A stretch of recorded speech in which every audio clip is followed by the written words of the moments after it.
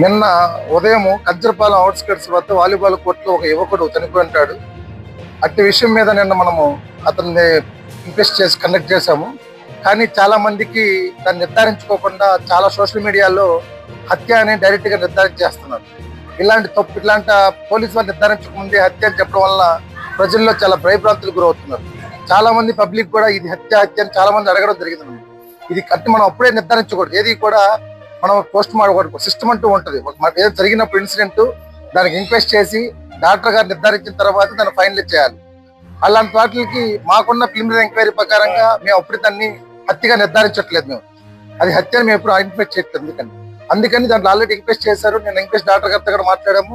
దాంట్లో వాళ్ళకి RFSL కోసం, అంటే అతను ఏమైనా తీసుకున్నాడా లేక ఏదైనా దాని గురించి కూడా మనం FSL టెస్ట్ ఇక్కడ వెళ్తుంది అనమాట. ఆ FSL టెస్ట్ రిపోర్ట్ వచ్చిన తర్వాత ఫైనల్ చేస్తాం దాంట్లో. అట్లని మీరు ఎవరు కూడా చాలా మంది సోషల్ మీడియా కార్యకర్తలు చెప్తున్నది ఏంటంటే, ఎటువంటి విషయమైనా కానీ పోలీసు వారిని సంప్రదించి వాళ్ళు చెప్పిన తర్వాతే అటు వార్తలు ప్రశ్నించాలి. కానీ మనము భయభ్రాంతులు కలిగించేటట్టు పబ్లిక్ కి చేస్తారు. మన పబ్లిక్ అవేర్నెస్ కలిగించాలి కానీ పబ్లిక్ కి డిస్టర్బ్ చేసే విధంగా కలిగించకూడదు వార్త అనేది.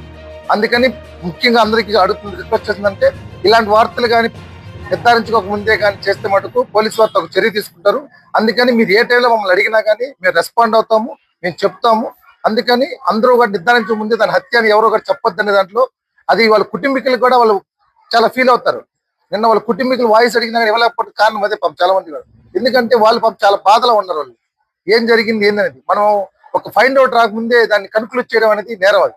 అందుకని ఎవరు కూడా దాన్ని హత్య అని ఎవరికి చెప్పొద్దని నేను మనవి అందరూ కూడా.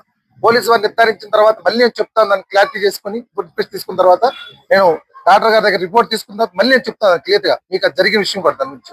అప్పుడు దాకా దాన్ని ఎవరు కూడా అట్లా ప్రచురించవద్దని నా తరపున మనం ఇప్పుడు వరకు ఉన్న నిర్ధారించబోకు మనకు హత్యగా ఎక్కడ మనకు నిర్ధారించబడలేదు.